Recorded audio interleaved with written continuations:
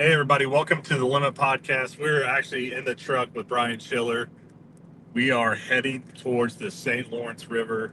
It's a long drive, Small jaws, baby. small jaws. We've been talking a little bit already, but figured we'd do kind of a three-parter here or a two-parter, kind of what we expect on the way out there and see how it turns out. So, Yeah, it should be.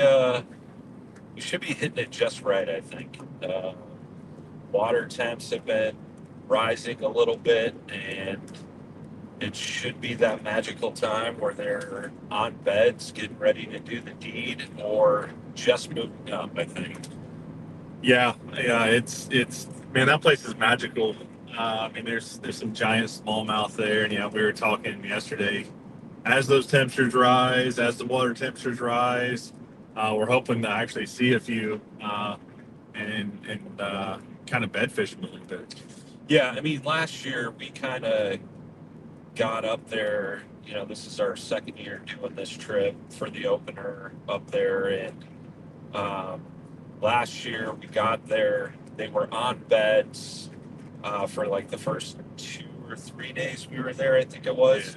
And then they had kind of just abandoned the beds. They were done and found a very magical jerkbait bite after that, which was definitely special. I mean, I caught a what was it, I think like 5.5 It's 5.5, pounds yeah. ripping jerkbait, came tail dancing out of the water. Yeah. That's something I'll never forget.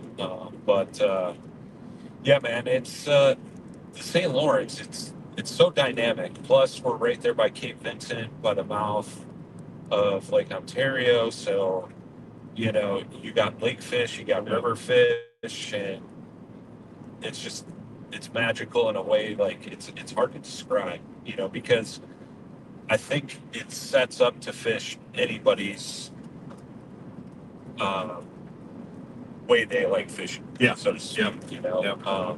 So it's got that interesting dynamic, but I mean that river gets so wide at some points and so narrow and swift in others. So you can go from basically switching or fishing a fast, swift moving current to basically almost fishing on a lake.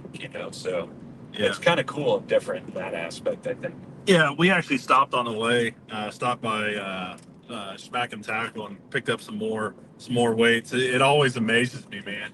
Yeah. We're throwing three quarters, just really, really big drop shot weights that combat that current. Yeah, like you said last year, that jerkbait fight was a lot of fun, man. We had a gas because I mean I think in the morning we did pick a couple off of beds, and then I know we kind of ventured off into a new spot looking for some fish, and you were tossing a jerkbait and hooked up with one, and then it was like a couple casts later you had another one, so I picked up my jerkbait rod, and it was nonstop. We went to the weigh-in for the friendly little tournament we do, and then we went back out fishing that night, caught another dozen fish, and just ripping jerkbaits. So, I mean, there's nothing better than just you go to twitch that bait, and there's just heavy weight there, and the smallmouth up there are healthy.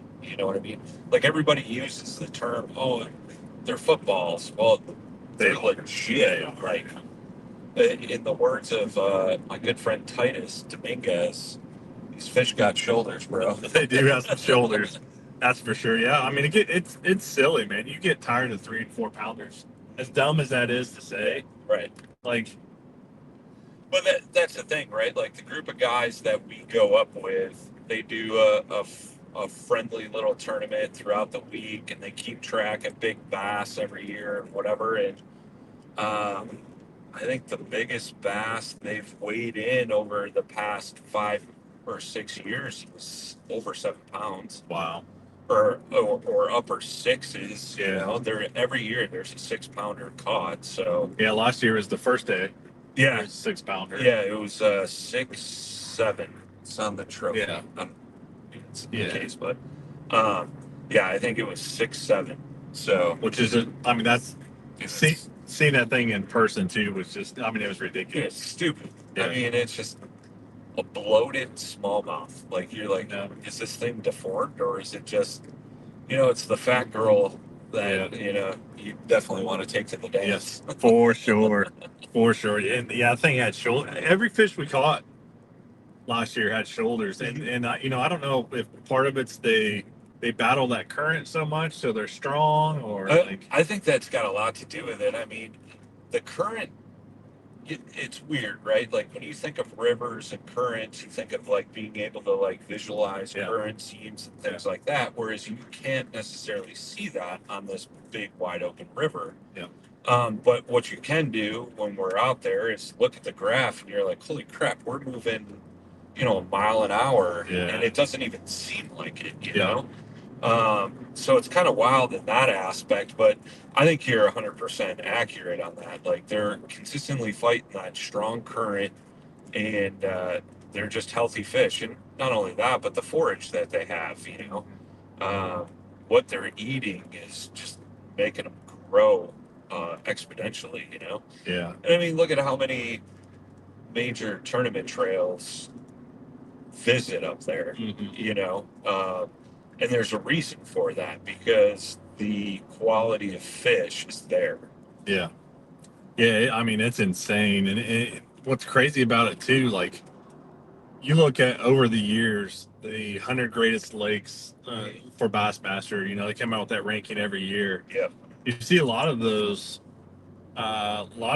legendary type of places fall on and off of that list. right, But right. man, that place is still just producing giants. Well, and that's just it, right? Like, there's been that argument over the years that the Bassmaster list like kills lakes, Yeah, right? But there's something to be said about that, like you said, where the St. Lawrence has always been on that list and it's never gone away. And it's just because the ecosystem there is so healthy.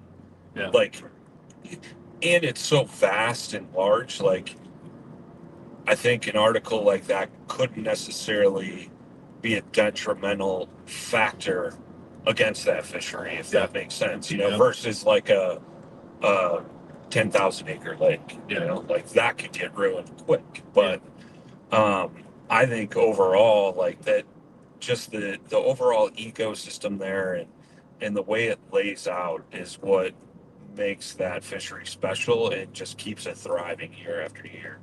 yeah. And I mean, it's really, really fun too because you and I even peaked out last year in Ontario a little bit. And Yeah. that kind of piqued my interest. And Yeah, we've already been talking about that. yeah, Yeah, there's, it's crazy. Like, it's funny. Like, anytime you and I fish together, we're going to fish a body of water that, is kind of foreign to us, right? mhm, Like something that we don't, necessarily fish, like Nickajack Lake, when we go to ICAST, things like that. Like, it's every body of water sets up different. And, but we're always, you know, going into it like I was looking at satellite images, contour maps. I know yeah, you were doing the same thing, yeah, but we both keep going back to this one spot, kind of where, the river meets the lake, and just the way it sets up, like your fish sense kicks in, and you're like, okay, if I was a fish, what would I be doing? I'd be here doing this. yeah, And I think it's that specifically is going to be a unique spot to set up, and I have a feeling that at least one big fish is being caught there this year by yeah. us. Yeah, and if the wind lays down and allows us to go out there and actually look at some stuff, I mean, we saw some amazing stuff out there last year.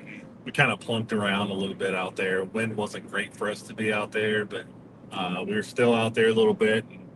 Well, Man, I dream about that wolf pack. So, dude, I was just gonna say that since we've seen that wolf pack yeah, swimming out there, we always continually go back to that because I I mean I would say just looking at the size of those fish, there was probably 8 to 12 of them in a yep, pack, yep, and they were all, I would say, on average 5.5 or bigger. yeah, huge, Like just long and wide. just chunks, dude. Yeah, Just chunks. yeah, So yeah. It's just something about that big water too. Like it seems so majestic and like something you want to go chase a little bit. it's unique. Like I've spent a lot of time uh, fishing up in Green Bay, and which is part of Lake Michigan, Yep. and you know, Door County's up there, all that stuff. And I mean, anytime you fish that, it's certainly unique, and it reminds me a lot of what we saw Yeah. there at Ontario and St. Lawrence. So, um, you know, you're hearing more and more, especially like all the smallmouth fans love those Great Lake fisheries because they just grow big fish. Because again, that I think that forage base is there, and they can just eat all day and eat the right stuff to help them grow to the sizes they're getting to. Like just in April, there was a report families out salmon fishing right around Chicago on the shores of Lake Michigan, and the kids stuck a 7.5 pound smallmouth Yeah. salmon fishing. That's They were pulling crankbaits, and Yeah. obviously smallmouth chew on a crankbait, but I mean, for me, like being from that area, it's like when you think of Lake Michigan, you think of salmon and trout, big perch. Yeah. Yeah. Um, Kind of cold water species. yeah, like big perch. The salmon and trout fishery has become a $1 billion industry. Um, so the smallmouth bass get neglected and overlooked so much, but now because of the popularity of smallmouth fishing and smallmouth fishing in the Great Lakes, like people are really keening in on that. So it's one of those things like you don't even know. Like there could be the next world record smallmouth Yeah. in one of those Great Lakes, and I would almost venture to say that the next world record smallmouth will come out of a Great Lake. Yeah. Or the St. Lawrence Yep. River for sure. Yeah. Yeah. Yeah. And like when I think of big water like that, one of the names that comes to my mind anyway is Mark Zone. Yeah. Oh yeah. And I Yeah, listen to a lot of what he has to say about those. And he's always had this philosophy and this theory that some of those big wolf packs yeah. Mhm. live out in that 100 foot of water I and can just roam. I can attest to that, right? Like there's I was telling you about it earlier, Lake Geneva, which is right on the Illinois-Wisconsin border. And I always go up there to fish around the spawn for the smallmouth because those smallmouth I've seen and heard of them being caught in that 80 to 100 foot of water. Guys will get them like vertical jigging, blade baits. Um, I've seen it too, where like my old man was fishing a tournament up there, running a buzz bait over 80 feet of water, and you could see those fish coming up on the graph that were suspended in 40, 30 foot water Yeah. and just smoking a buzz bait. Who the hell would think of tossing a buzz bait in 80 foot of water? Yeah. Like, Yeah. and that's crazy to think. But two, when you get to those deeper bodies of water, that water is so crystal clear.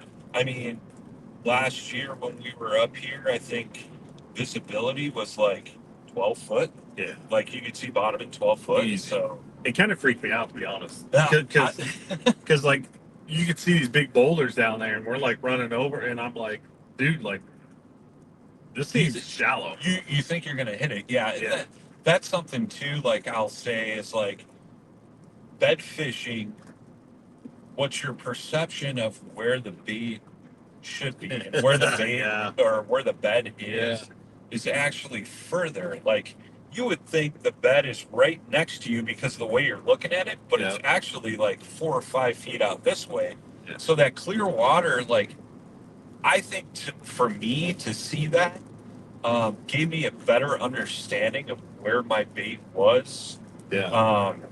in relation to like the boat or whatever, like so a lot of times we think, oh, it's just straight down, but in reality, it's actually still 20 feet out this way. You know what I mean? I don't know if that's making sense, but Yeah, it was definitely an interesting perspective being up there in that crystal clear water, and I'm interested too. Like, I just did an electronics upgrade on the boat, so we're, we're playing with the live scope and stuff like that, which is different. Like I've always fought that, right? But Yeah. I'm interested to see because the clearer the water, the clearer your imaging is on that. So um, I know we're gonna you know, play with like the different modes that you can view it and stuff. And I'm interested to see like the one thing I'm interested to see is can we find beds in like 20 foot of water or Mm. 30 foot of water? Because, you know, those bigger fish like to hang towards that deeper water. Yep. We were talking about that on the way up. So I would almost venture to say, because I've heard stories of guys catching bedded fish in like 16 to 18 foot of water. Which is almost impossible to see. I think it's because of the current there and the boat's moving so much. It's hard to focus, and that you may be able to Sure, see that deep water, sure. but you just can't focus on that spot for long Right, enough to right, tell what's going on. right. Well, yeah, I mean, it'll be interesting too because, like last year, we kind of went down the rabbit hole of using a flogger in the Yeah. arsenal, which was super unique. I always thought it was dumb and like whatever, but and I always got the concept, but when you actually do it, and it's funny because I was talking about this with one of the other guys coming up, is when you're bed fishing a fish and you're using that flogger, let's be honest, if you're bed fishing in general, there's two of us in a boat. One guy is actually fishing it, Yeah. and then the other guy's rotating it in with Yep. another bait. But I think what made us super successful last year was it was a team effort because one guy's running the flogger, like, oh, move your bait to the left, oh, he's looking at it, oh, he's turning away, he didn't like that, he didn't like this. And you can really dial in on that fish's instinct and what's like kind of making him tick, which in the end result is going to result in a bite, and a good solid hook set versus him just picking it up and moving it off the bed or whatever it may be. You know what I mean? So I like that aspect. I thought we kicked butt. Like Yeah. I and I think too, like there was one point in the trip last year where I was like, man, I need to catch a fish because I was so excited to Yeah. pick up that Yeah. flogger and Yeah. just watch what that fish was doing and how he was eating and how he was reacting to baits. And that's just part of like how my mind works, because I'm interested, obviously working at Dubrow Fishing, we make baits and, we've been working on some things. So it's very cool to be able to have that firsthand look at how a fish is reacting to something, you know what I Yeah. mean? Yeah. I think one of the biggest things too, and I'll circle back around to it a little bit here, but like that's the first time we've been in a boat together, Yeah, which is we've always weird. we've always kayak fished Yeah. together, right? But yeah, that was the first time we actually both fished. And it took us about 10 minutes to find a communication method. It wasn't even that. It was Yeah. probably like point 0.3 Yeah. seconds. Yeah.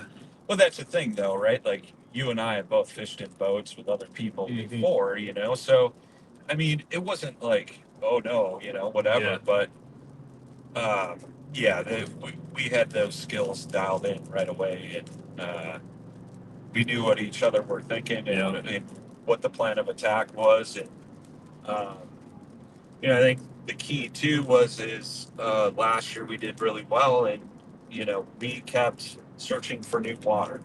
Like Yeah. our game plan and our mindset, like from the tournament aspect, was let's get a bag right away, and then it's upgrade.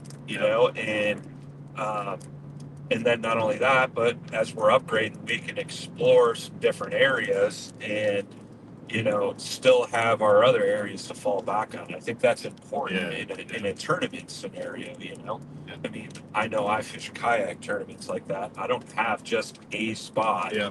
unless it's really that bad. But Right. you always try to have 3 to 6 spots, and I think we really dialed in on those spots and made them count. Yeah. Yeah, for sure.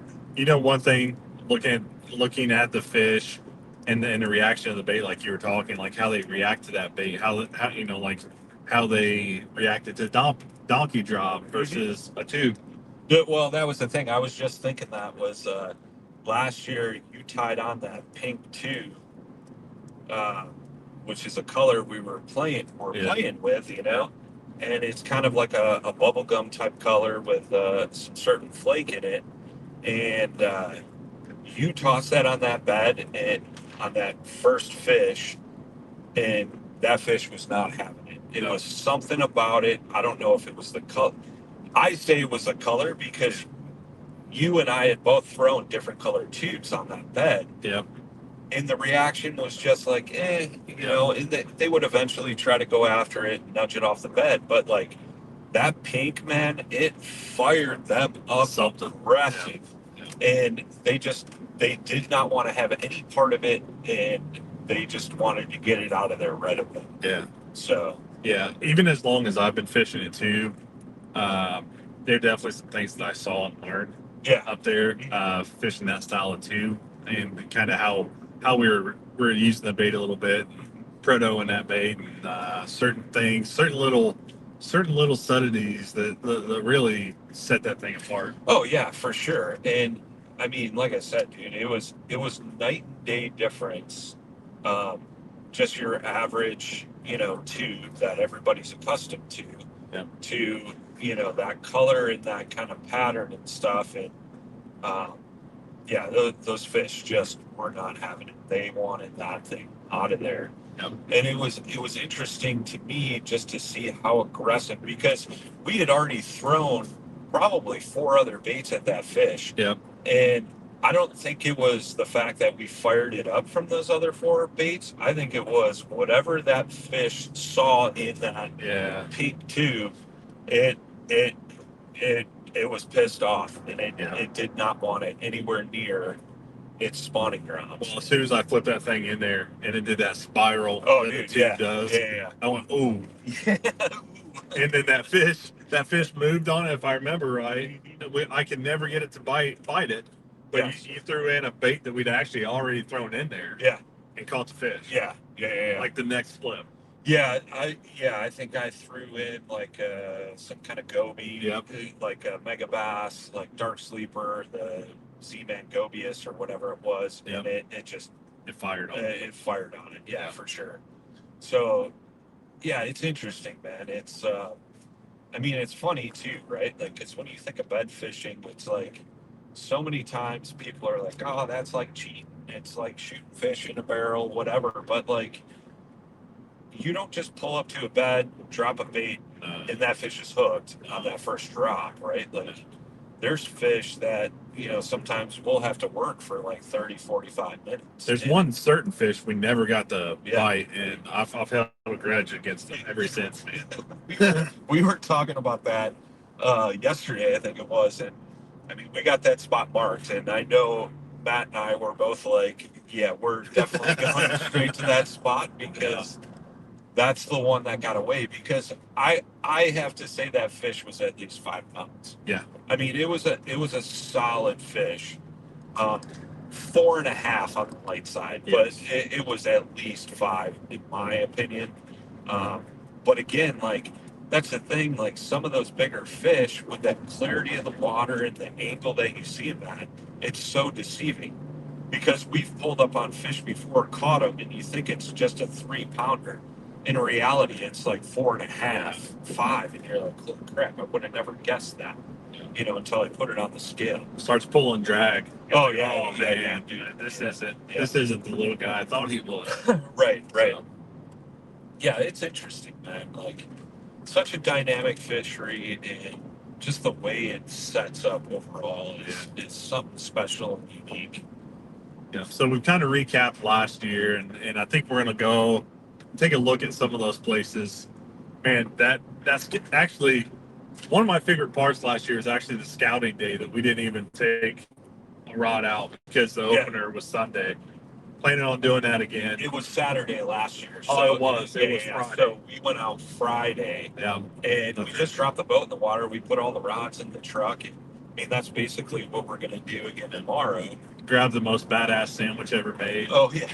So looking forward to that. Epic sub shop at the grocery store in downtown Cape Vincent. Yes. So Yes. be sure to visit those folks. But yeah, I mean, it's always fun scouting, man, because, and I think that's it, right? Like when you go out fishing and scouting, like together, you spend more time fishing and less time scouting. Whereas if we don't have a single rod in the boat, Yeah. and all we have is the graph, maps, satellite images, And a flogger. and the little knowledge that we have.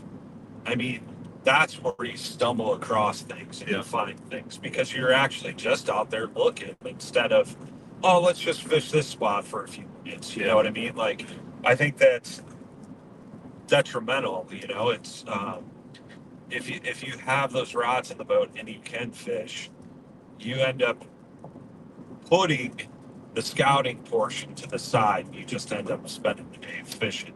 Yeah, it's so easy to do too. 100%. I mean, there's so many times, like just on my little neighborhood lake tournament, you know, like I'm like, oh, I'm just gonna go out tonight, drop waypoints and this and that, and instead I end up just fishing and hooking all the fish I need tomorrow instead of today. Dude, I don't think I even told you this. My first kayak tournament of this year, went out to Brookville Lake, and there was a pretty good topwater bite, and probably stuck too many of them, and they were not there on tournament day. But it's so easy to do, especially when they're biting. You know, it's like you're out there to have a good time, catch a couple fish. You just want that momentum to keep going. So, and not only that, I would say it's more of a testament to our willpower by us not bringing any rods. 'Cause, I mean, theoretically, I believe you can catch and release. I'm not 100% sure. Whereas we just treat it as, season doesn't open till tomorrow. Just leave it be. Let's go out, scout. Then after our day of scouting, go back, eat dinner, form our game plan. You know, figure out where we saw some bigger fish. You know, determine where we're going to start the opener and at. You know, so. Yeah, so with that, where do you? I mean, we've kind of lightly talked about it. Where are we going to look first? Well, I think there was one island last year that basically we pulled the majority of our fish from. We're definitely going to scout that, but I think we're going to leave that for the afternoon.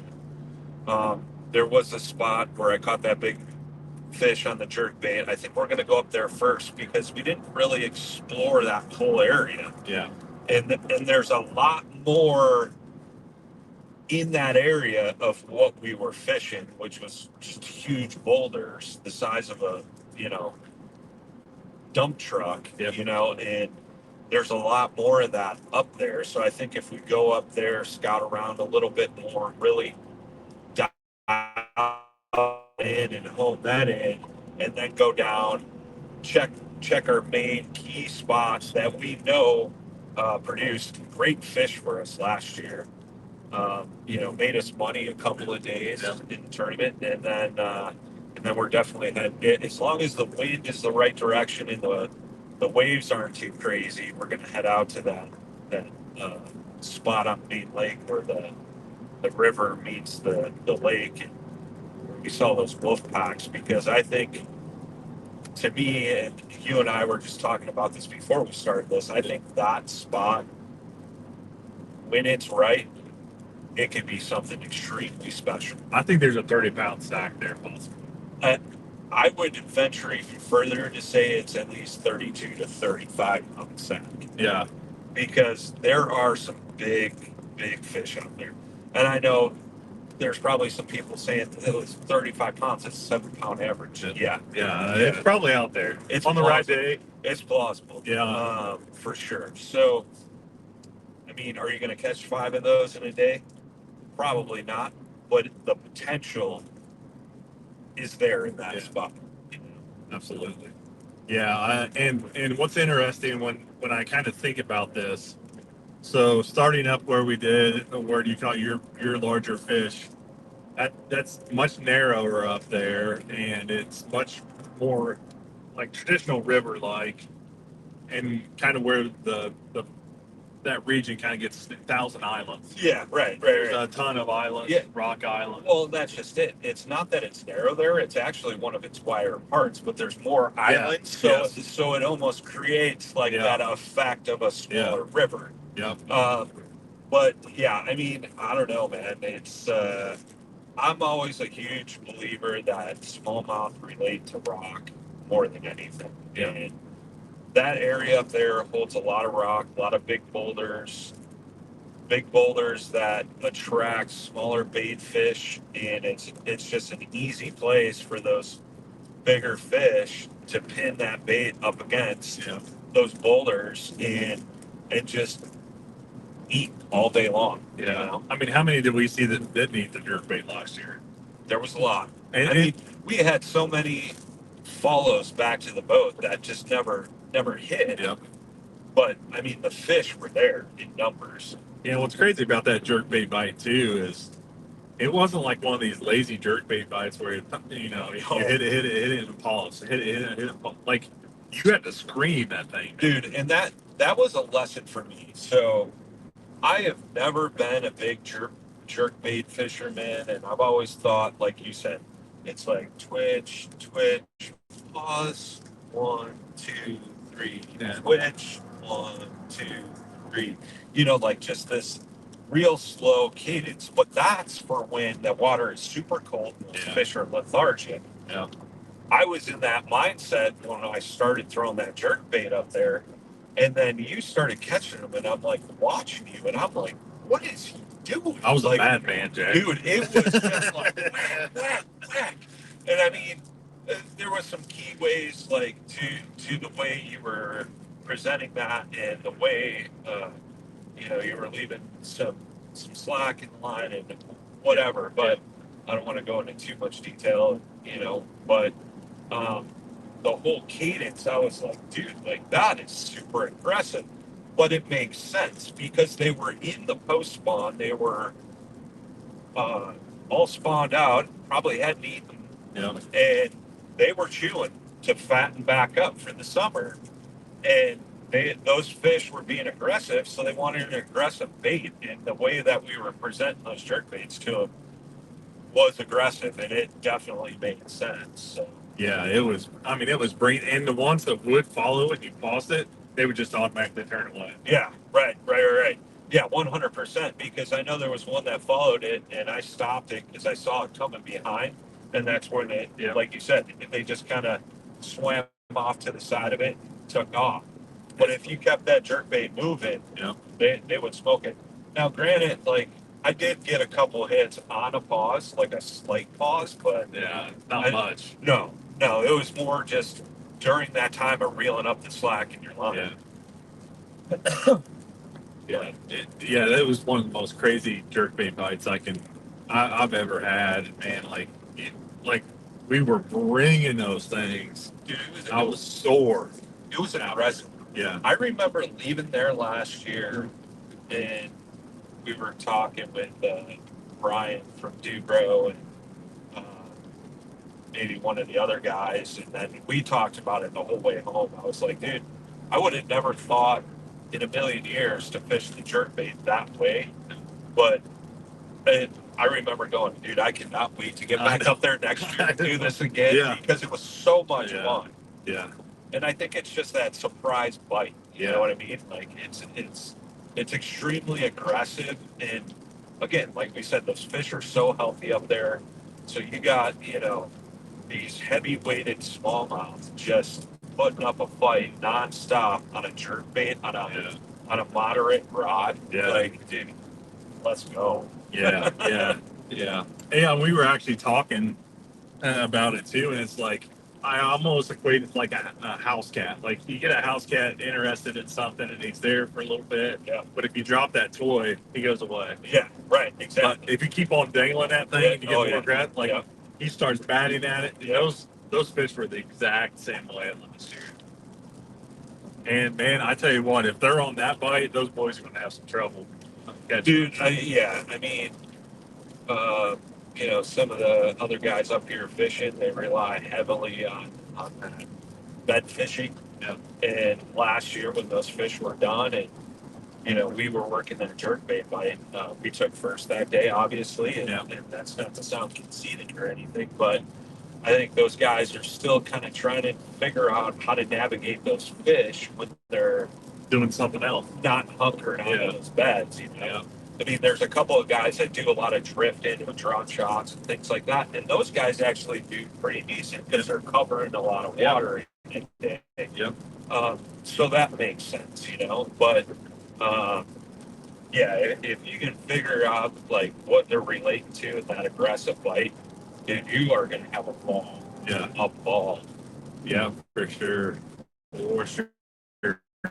And kind of moving from up there, moving into kind of the Cape Vincent area, winds out a little bit, becomes a little, I would say, less riverish. I mean, there's a lot of current there, but it's deceiving current. Right, but they're like right before it gets to the lake. There's some shoals in that area, so like those shoals definitely hold fish. And where the main river current flows through, there's some pretty gnarly shelves. Yeah. Where it'll go from like 10, 12 feet straight down to like 80, 90 feet. Yeah. In a span of 40 yards, if that, you know what I mean? Yeah. So it's one of those things too, like you could get those fish up there staged up, again, just pin and bait to that shelf and get them when they're aggressively feeding, and you could have a frenzy on your hands for sure. Yeah. And then moving from there out to the lake, I mean, that's like land and limitless possibilities out there. So yeah, 100%. And I mean, there's some deeper offshore structure out there. Some of the islands out there by the lake are known to hold some good fish. And I mean, we definitely didn't get to venture out to some of those spots that we had talked about and thought about. And I'm interested to maybe make our way out that way this year and do a little bit of more exploring, because there's so many people that just stay hunkered in the river and don't want to make that few mile run out to some of those islands that could be absolutely spectacular. Yeah, I mean, there's a reason why you see those, when Bassmaster's there, when the MLF is there, you see those guys going out there. It's worth it. Yeah, I you mean, just got to hit it right. who was it like 2 years ago? Wasn't it Zaldane like ran through like 4-footers to get out there? But I mean, the sack that he brought in from out there was just crazy. And granted, he was, I believe he was fishing the Canada side, which we can't fish because Canada's smallmouth bass are close till end of July or mid-July or something. Their largemouth season's open, but so we got to work that fine line. Like there's a lot of stuff on the Canadian side that just looks so juicy that would just kill, but you can't fish it. And it's tough too because it's an imaginary line. Right. Yeah. So you're constantly, watching the graph. Like I know last year, I think we were coming back in and we were on the main river channel and the border just kind of cuts through that. And I just kind of looked over at you and I was like, hey, bud, want to go to Canada? And I just kind of did one of these and I was like, hey, bud, welcome to Canada. Eh? And then I was like, hey, you want to go back to the States? And, it was one of those things where just, but it's one of those things, literally, where there's that imaginary line. You got to be cautious on how you do it, what you do, and make sure you're not over that line and, holding fish, because we come bring this fish into a weigh-in and then release them. So, if you get caught over the border with illegal fish, that's not going to be a good thing. So it's going to be a little tough. Always be conscious of that because, like I said, that smallmouth season doesn't open in Canada until like the end of July, which is great. I mean, it protects the fishery. Is that a little much? Yeah, I think so. But it's interesting that plays out. Yeah, so I'm really excited to get on the water, go out there, take a look, take a little scout, a little trip with a sandwich, Sandwich. some cold drinks, Yep. and cruising out there a little bit, take a look, see what we can poke around and find. Yeah, I guess stay tuned. Probably, I don't know, day 3 or 4, whenever we find some time. I We'll think because Tuesday those guys are doing their thing. When we go back out that evening, Yeah. while we're fishing, we should Yeah. do the Yeah. next one. 'Cause Yeah, we can do that. That'd we'll be have great. we'll have a couple days in. Yeah. I'm sure then we should be pretty keen in on what's going on and things like that. But Absolutely. it'll be interesting. Like I said, like I think the biggest factors are we got some rain in the forecast this week, so that'll be interesting to see what those fronts do. Rising temperatures. Rising water temps. Yeah. So did they get too warm too quick before we got there, Yeah. or are they warming up to just the right temperature? Because a week ago, the water was still in the mid to upper 50s, I think it was, Yeah. and it just crossed over 60. Last year, when we first got there, those water temps were like 65, 66. Yeah. By the day we left, the water temps were well over 70. Yeah, it was So- cooking. As long as those water temps, I think, stay below 68, they'll be on beds, Yeah. and we'll be good. I mean, like you and I talked, if they're pre-spawn, let's go. Yeah. Let's go. Jerk bait's going, boys. Like, and it is not stopping. Let me It's tell you. not. No. So it'll be interesting just to see what stage they're in, where they're at, and kind of going from there. But I have a hard feeling that, like right now today, they're fanning beds. Yeah. 100%. And I mean, that's the thing. Like, the good saving grace is at night, the air temps have been Pretty consistent. low 50s Yeah. consistently. So it's keeping that water cool. During the day, it's only getting up to upper 60s, maybe 72. They did have a couple warm days this week, so I think that's what that spike was. And again, where we're getting those water temperature readings online, you don't know where that is. That could be in a small, like, marina bay where the water warms up like that, versus, out in the middle of the river where the water temp's going to be a lot cooler. So, I mean, it could be like we get there and they're definitely pre-spawn. The water temps are still super low and whatever. But, I mean, that's going to be the big determining factor. That's what everybody looks at. Yeah. But on the flip side of that, we got a killer moon phase coming up end of the week. So that's going to really fire them up. And the rest should be history. Yeah. Yeah. Excited to get out there, see what's going on. Those bigger fish a little bit. Maybe peek out there to Old Lake Ontario and see what's going on out there. And yeah, I'm super excited. Hopefully, I mean, I have confidence we'll go catch fish somewhere, some way. Right. Even last year, the way we were able to change things kind of mid-trip and figure out some stuff. Well, and that's the thing too, right? Like last year, like we talked about, like that was our first time ever going there, ever getting up that way. And I mean, I think I might have fished New York as a kid when I was like 10 or something on a road trip, and it was probably some pond somewhere. But I mean, that was the first time you and I had ventured up there on our scouting day, like within 15, 20 minutes, we already knew what we were doing. Yeah, dialed. Yeah. So it's cool in that aspect. Again, it'll be interesting to see because this is like the next year, same date frame, whatever.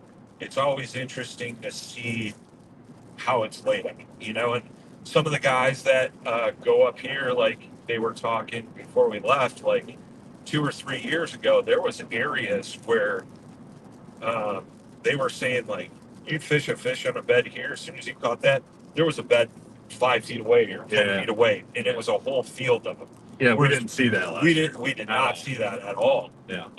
And they were very spread out. You definitely had to work for them and things like that. But again, like I think the key is like they were saying, it was great but they were all 3.5 pounders. Yeah. Whereas what we did with those ones that were way spread out, those fish were all 4 pounds. Yeah. So They were good, healthy yeah. fish. Real solid, healthy fish. So I think that's going to be the big determining factor for us for sure. Yeah. So, well, I think we'll wrap this one up, and we'll see you guys out on the water. Hopefully, one day this week. If not, we'll do something from the cabin, and then we'll do a wrap up on the way. So stay tuned, and thanks for listening. See you guys.